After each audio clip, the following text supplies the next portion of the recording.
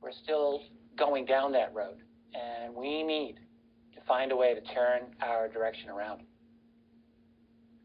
This is a cap that was given to me by my dad.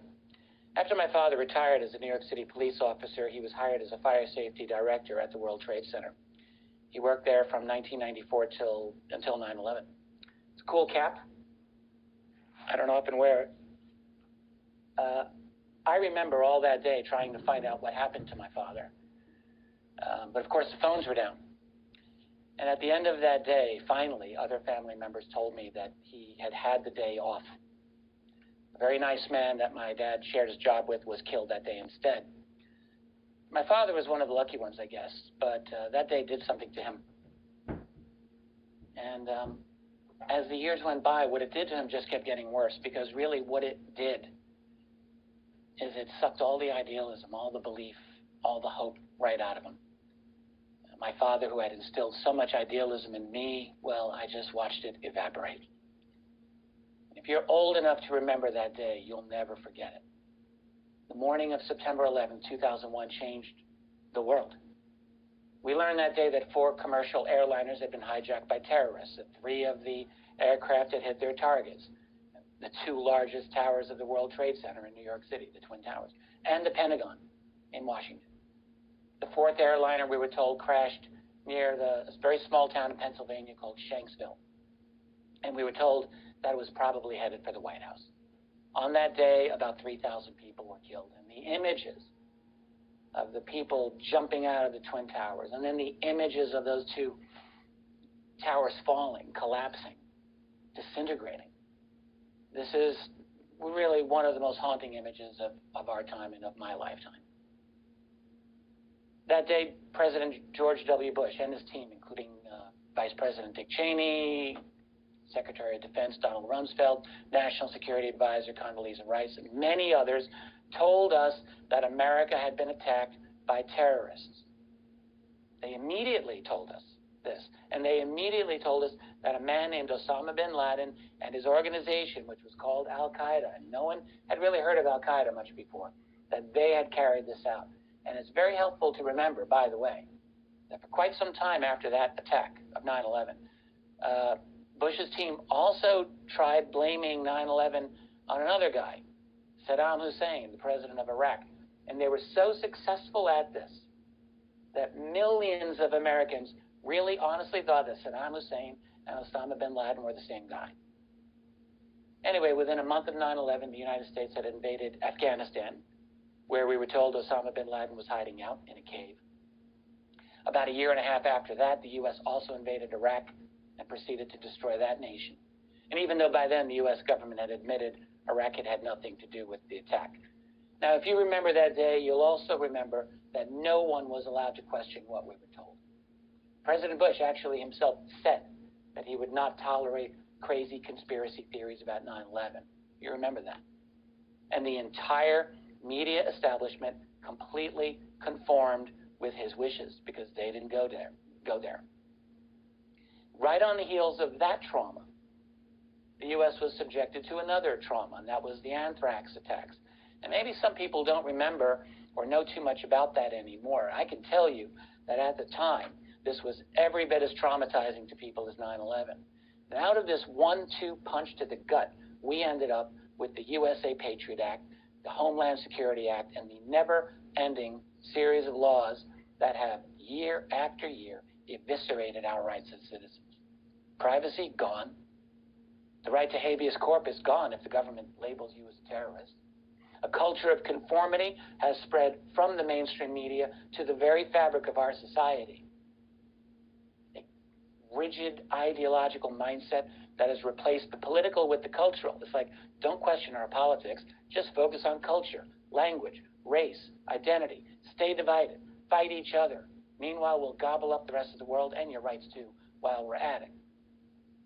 Now look, there are countless analyses about why the official explanations of 9/11 and the anthrax scare aren't just wrong, but an insult to our intelligence. And I'm going to go over some of that. But that's only part of my purpose today. Because we have now lived with this lie for 17 years. An entire generation has grown up into young adulthood who didn't live through that day, who don't remember the world before, who've grown up with this event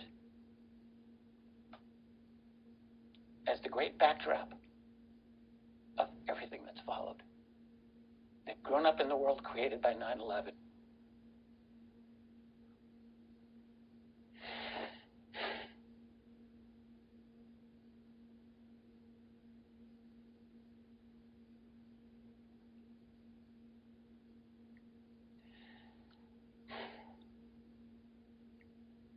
And we owe it to them as much as anyone, including the people who died that day, to understand clearly and honestly just what happened. And then to understand how that day has affected us for the last 17 years, because living with a lie that big does very bad things to people and to societies. So I want to look at some of the key details of that day, because there's a lot that's wrong with it. And I want to start with the World Trade Center. We were told immediately, we were told repeatedly that those towers collapsed. We were told this with a full-on media blitz, that the crash of the airplanes and the fires caused a total collapse of the Twin Towers. Now, there isn't just one alternative narrative to this story. There are several. And all of them challenge this official story. I would say they debunk the official narrative. All of them do say in one form or another that these structures were brought down through some form of controlled demolition, whether it is with highly advanced conventional explosives like nano-engineered thermite, or more exotic explanations. You hear about the limited nuclear detonation. You hear about more exotic energy-based weapon beams and the like. And I'm not going to be the final judge of these theories, but I will say this. I will say that never in the history of steel frame architecture, not before 9/11 and not since 9/11, have fires, even fires that have raged for days, even fires that have consumed much of the building, have ever caused the collapse of the steel frame structure. And yet on September 11, 2001, this happened not once, not twice, but 3 times. 3 times. Because another building came down that day, and that was Building 7 of the World Trade Center, which was a 7-building complex. And Building 7 was 47 stories tall. No aircraft hit Building 7. No aircraft hit Building 7. And yet, just like the North Tower, just like the South Tower, earlier that day, Building 7 came down at 5:20 in the afternoon in a huge billow of dust. Yeah, there was a fire on one of the floors, but this was not a towering inferno. And moreover, I would suggest watch the building fall. It's on YouTube. You see the roof cave in slightly, you see the entire structure come down at free fall speed, hits the ground in 6.3 seconds. All the available evidence on Building 7 prior to its collapse does not show anything more than superficial structural damage from the earlier destruction of the Twin Towers and a couple of isolated fires. That's it. The thing about Building 7, it fell straight down. And that meant, as with the other 2 towers, all of the load-bearing columns had to be broken at the same moment. You need that kind of precision if you're going to prevent a building from toppling over. This is what the science of controlled demolition is all about, which, of course, that's exactly what it looks like. Think about it. In all the history of architecture, the only times a steel frame structure came down like that was when a controlled demolition was responsible. Never any other time. And yet this question was never asked by the establishment media, not once. All 3 buildings came down at virtual free fall speed. All that steel, all that support, all that matter offering 0 resistance to the rate of fall, really? We were told that the fire melted the steel. Well, initially we were told this. Then the argument was modified because it was ludicrous. The steel won't melt until it reaches 1,500 degrees Celsius, and you can't get such temperatures without pressurized air like you get in a blast furnace. So instead we were told that the heat from the fires weakened the steel, weakened it enough in both cases to bring them down in huge piles of dust and at free fall speed. Scientific American said this with a straight face in October of 2001. BBC told us. Popular Mechanics told us. Nova Documentary told us. On and on. They all said the fire getting as hot as 800 degrees weakened the steel supporting the buildings enough to bring them down, and I guess Building 7 too. They didn't get into that. But here's the thing. What you hardly ever hear is how unlikely it would be that those fires could have reached even those temperatures necessary to do that for any length of time. In particular, the South Fire Towers, surprisingly, not that big a deal, at least not from a structural standpoint. They never spread to the opposite side of the building. They gave a darkening smoke that dwindled as the morning went on. There weren't even any visible flames before it came down. The fire chief who was there, a man named Oreo Palmer, was on the 78th floor of the South Tower. He described the fire in that building as, quote, two isolated pockets. He also told his fellow firefighters they should be able to knock it down with two lines. Well, the official report on 9/11 didn't even mention this fact that firefighters had reached the crash zone. And this should not be any surprise, since in the case of the South Tower strike, most of the fuel probably burned up in that huge impact fireball. Just look at the photograph and you'll see this massive billow. So no, there wouldn't be all that jet fuel burning up in there, creating blast furnace type temperatures. The fact is that the fires in the two towers went through a very similar progression. And initially, in each one, you see widespread visible flames, light gray smoke. Then the flames become smaller, the smoke becomes darker. When you get dark smoke and no visible flames, it means less heat, less intensity, not a pressurized, intense inferno. So there's all of that. You just go to the videos. You watch a vertical steel column simply vanish before your eyes. It doesn't crumple up, doesn't fall over, it doesn't stand up jutting into the air like you would think. No, it disintegrates before your eyes. You see, the buildings of the World Trade Center didn't just collapse. They disintegrated into an exploding cloud of dust. We're talking about 1,000 feet of intact structural steel and cement obliterated instantly. Now, these are reasonable questions, and I'm just getting started. Never mind that no steel frame skyscraper had ever totally collapsed, perfectly collapsed due to any cause or combination of causes. We're talking bombings, fires, earthquakes, hurricanes, nothing other than demolition. Never mind that the incredible disintegration of the towers didn't look like anything that's ever happened. 3 times. And why did Building 7 fall? Well, it would have been nice to investigate, but that didn't happen because this entire crime scene, 16 acres, was off limits to any independent investigation. I mean, actually, it was off limits to any investigation because all of the steel was removed. All of the steel was destroyed immediately after the fall of the buildings. These are the 3 largest structural failures in history, no investigation. Yeah, the government issued a report a couple of years later, but there is no way to do a proper investigation.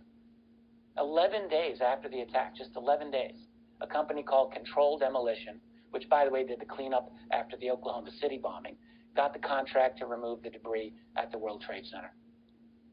The steel was sold cheap to scrap metal vendors, and most of that was shipped to India and China as fast as possible. In fact, the trucks hauling the steel are actually outfitted with $1,000 GPS locators. And back in 2001, who had GPS? Well, these guys did. The public was completely banned from the area. And when the government did issue its report, that famous report in the big white cover that all responsible people, thought they should read, it never addressed basic questions. It never brought up the history of steel frame structures. It never addressed how the massive core columns just melted away. And it certainly did not address how Building 7 came down in a pile of dust. But much of the World Trade Center may have disintegrated, but we did learn that one of the hijackers' passports was found. How lucky, in the mountain of debris. We are told that the passport of the hijacker named Satam al-Sakami was found a few blocks from the World Trade Center. Are you kidding me?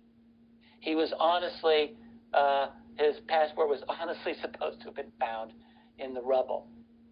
He was supposedly on Flight 11. This is the plane that hit the North Tower. And just to remind you, in that collision, the building absorbed the entire airplane. So there's that. But the passport falls out. Oh, no, yeah, the BBC announced the fall of Building 7 20 minutes before it happened. That's on YouTube, of course. And then there's the famous statement of World Trade Center building owner, Larry Silverstein, who talked in a Nova documentary about how Building 7 needed to be pulled. And that's on YouTube. You can find it. Unless that's been censored now in the new era of censorship. Who knows? But I assume you can still find that. There's so much more, but I want to talk now about the Pentagon. Another serious problem of explanation. You have American Airlines Flight 77. This is a Boeing 757. It's supposed to have crashed into the Pentagon at 9:37 in the morning. Now, again, this is something in which there remains debate among 9/11 researchers. Plane, no plane, missile. Let me just walk you through this one. Officially, the flight was taken over after it had flown hundreds of miles away, and was taken over by a suicide pilot named Hani Hanjour and two accomplices. He presumably fought his way into the cockpit, took out the two pilots, even though one was a former F-4 fighter jock and a tough-looking guy. I saw a picture of him. If you ask me, he would have been a tough one for anyone to take out. But somehow Hani Hanjour gets control of this aircraft, even though he's 5'7", probably weighs 135 pounds soaking wet, takes over the aircraft, even though he flunked a flight test the previous month for a little puddle-jumping Cessna. But he had the presence of mind to turn off his transponder, to turn the plane around above the clouds, and then, surpassing Christopher Columbus in the art of dead reckoning, flew with precision back to Washington, D.C., saw his target, swooped down 7,000 feet in 3 minutes in a beautiful corkscrew maneuver. So good, by the way, that the air traffic controllers assumed he was a jet fighter and said, "Thank God, where have you guys been all this time?" Because, of course, by then, the nation was already dealing with the World Trade Center. Anyway, he approaches the Pentagon at such a shallow angle that the wings clipped lampposts on the highway at an altitude of 20 feet and a speed of about 400 miles per hour, which is essentially an impossibility for a plane of that size and that type. A plane that's as large as a Boeing 757, I've read a number of studies about this, cannot fly level that close to the ground at that speed. The air pressure is too intense, it's too thick, and there's an effect known as wind sheeting, which will force that airplane either to go up or down. You're not going to be able to fly level, not that type of aircraft, but something did. Something did. And then plows into the first floor of the newly renovated West Block of the Pentagon. Now, I've interviewed 3 commercial pilots about that particular maneuver, and every one of them said they could never have executed such an incredible feat of flying as that. And incidentally, any commercial aircraft that's clipping multiple lampposts is not going to keep flying. It's going to crash into the ground with a lot of fire and metal and bodies all around. Other things could do it, but a commercial aircraft, you try again. It's not going to happen. Oh, yes, and all we have in terms of evidence of the Pentagon hit are, what, a couple of fuzzy still frames from a webcam attached to the Pentagon? That's the best we've got. In fact, we know there was a rooftop video on the nearby Sheraton Hotel which captured this event. We have never seen this video.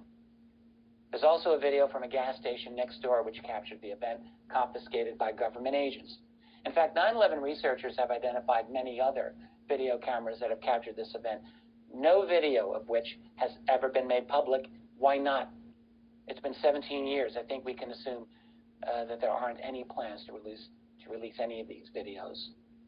There were, however, people who were stuck in traffic when the Pentagon was hit, just outside, got out of their cars and took pictures, and you can see these on the web. If you look at these pictures of the damage to the building, this is a pattern of damage that is not consistent with the impact of a 757. First, in the images that are available, you try to find evidence of an aircraft of any significant amount. You'll see scraps of something on the Pentagon lawn. You don't see anything recognizable like luggage. You don't see seats. You don't see bodies. The lawn of the Pentagon looks almost like you could have had a picnic on it. There is one piece of aircraft debris larger than small shards, which was seen by passersby outside the building. And that piece, which has been identified as from an American Airlines 757, has been called into question by many 9/11 researchers who have argued that it was planted. Now, you might think that's going too far. but actually no other significant debris has ever been shown. It's very odd, to say the least. And then you've got the hole in the Pentagon. These images have been out there for years. Just go look for them. It just is not large enough to have taken the full width of the wings and tail of that airplane. Even if the parts were shredded on impact, they should have left a few tons of debris outside the building. And it's not just me. People who were on the scene couldn't explain what happened to 60 tons of aluminum that supposedly hit the Pentagon. The fire chief of Arlington County, a man named Ed Plower, was there on the scene on the day of the attack. A journalist asked him, "Is there anything left of the aircraft in it?" And what Ed Plower said is really amazing. He said, first of all, the question about the aircraft, there are some small pieces of aircraft visible. Small pieces of aircraft visible. No large sections. And then he said, there's no fuselage sections or that sort of thing. He says, I'd rather not comment on that. Oh, so you'd rather not comment on the fact that there was no fuselage sections available, visible anywhere. That's great. You really want to look into this. You can Google images showing what can happen to a commercial jet when it hits birds in flight. You can see massive dents, severe damage. And the reason is that airplane fuselages are basically just a hollow tube. So you have to wonder, how is it going to punch a deep hole through reinforced concrete of the headquarters of the world's most powerful military? 3 rings of the Pentagon, 6 walls. We have a photo of that final wall, which has a clearly defined round hole about 7 feet or so in diameter. A couple of other things about the Pentagon strike. It's several witnesses describing a shock wave that knocked them to the ground, both inside and outside the building. A number of people described it as like a concussion. Well, what was that? And maybe, it was just as the government claimed, and the jetliner had the world's greatest hijacker pilot, made the world's most impossible moves, slammed into the Pentagon, and essentially disappeared into the building, leaving no fuselage or no parts that the fire chief could identify. But unfortunately, most of the specific evidence that would prove that it really was Flight 77 is unavailable to the public. The entire scenario, to me, seems incredibly improbable.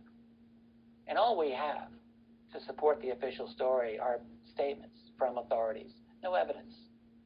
Then you have the crash of United 93 into Shanksville. One question, where's the plane? No image of the plane exists anywhere. Why not? We're told some really silly things about Shanksville, like the plane melted right into the ground. Sorry, but that's not how planes crash into hard ground. Even somewhat softer ground is unbelievably dense. A large commercial airliner is not going to dive into the ground. Something hit the ground, yes. But where's the plane? What exactly happened at Shanksville? Then you got the phone calls. You might remember this. There were a number of cell phone calls that were allegedly made that day by people in the various hijacked planes. To be exact, there were supposedly 15 calls that were described at the time as cell phone calls, and about 10 of those were from Flight 93, the one over Pennsylvania. These calls were so dramatic that they gave this image to the world of passengers fighting to take back control of the aircraft. They even made it into a movie. Well, many researchers have looked into this, and the superb 9/11 researcher, David Ray Griffin, wrote about these phone calls. And he just pointed out that cell phone technology in 2001 made it impossible for cell phone calls from airplanes at altitudes of really more than a couple of thousand feet, especially calls lasting more than a few seconds. And yet many of the reported cell phone calls happened when the planes were above 25,000 feet and even 40,000 feet. And several of these lasted a minute or more. One of them reportedly lasted for 12 minutes. There's a lot more I could say about the cell phone calls, but I want to move on. You've got real oddities about the strategy of the hijackers themselves. And you definitely have oddities about the response of the jet interceptors. I want to talk a little bit about this. The 4 planes that were commandeered on September 11th either flew to their targets from very distant airports, or they flew hundreds of miles away from their target before they turned around. In other words, all of them had fairly long distances to fly before reaching their targets. Now, there are 3 international airports within 5 minutes flying distance from the World Trade Center. And yet the hijackers selected flights 11 and 175, which were from Boston. That's a 40-minute flight time. Flight 77, which was the plane that we're told hit the Pentagon, took off from Dulles Airport in Washington, just a couple of miles away from the Pentagon. But the hijackers waited almost until the plane had reached the state of Kentucky before taking it over. Flight 93 took off from Newark, New Jersey. If the hijackers had taken it over shortly after takeoff, they could have reached Washington, D.C. in about 30 minutes. Instead, they waited until it was near Cleveland, Ohio, before turning it around. Now, anyone planning an attack like this could easily have known that hijacked airplanes in the United States would be intercepted within 20 minutes anywhere in the Northeast Corridor. But these guys chose to leave from airports over 100 miles from their targets in 3 of the cases and waited for nearly half an hour in all 4 cases before they took over the flights. That's one heck of a way to expose the entire plot to certain interception if air defenses were operating normally. But maybe these people realized that the air defense system would not be operational. There's a thought. For domestic air defense, the United States has had a nationwide air traffic control system that continuously monitors air traffic, and it's been in place for generations. In the case of any deviations of any aircraft from their flight path or loss of radio contact, air traffic controllers notify NORAD, that's North American Air Defense. NORAD is constantly monitoring air traffic and space traffic. If there is an emergency of any kind, NORAD can order the Air Force or any other armed service, actually, to scramble fighters to deal with the situation. And on September 11, 2001, every single part of that system broke down. Every single part. We know, based on the official timeline, the response times for reporting deviating aircraft were many times longer than they were supposed to be. We also know that NORAD, once notified of the off-course aircraft, failed to scramble jets from the nearest bases, and instead they scrambled them from much more distant bases. And then once airborne, the interceptors failed to reach their targets. Why? Because they flew at small fractions of their top speeds. Sometimes they flew in the wrong directions. Why? We're talking about multiple failures at each stage. If just one of these had gone right, just one, the attacks of 9/11 could easily have been stopped. NORAD had time to protect the World Trade Center, even given the unbelievably late time when it claims to have first been notified. It also had time to protect the South Tower and Washington, D.C., even given its very, very strange choice of bases from which to scramble planes. But everything failed. Now I want to talk a little bit about inside knowledge, because there's certainly more suspicious behavior about 9/11, including several events immediately preceding this event that suggested that a lot of people anticipated the attack. You have extremely large amounts of insider trading and what are known as put options. A put option on Wall Street is an agreement. It's an option to sell assets at an agreed price on or before a particular date. So that means, in other words, it's really good for insider traders who know that a certain stock is going to fall. You get to sell at a much higher price that's been previously agreed on. And this happened in massive numbers to United Airlines and American Airlines stocks. Someone knew what was going down. Same thing for put options on reinsurance companies that expected to pay out billions of dollars to cover losses from the attack. And we're talking about companies known as Munich Re and the AXA Group. And also financial service companies like Merrill Lynch, Morgan Stanley, and the Bank of America, all of whom were very badly hurt by the attack.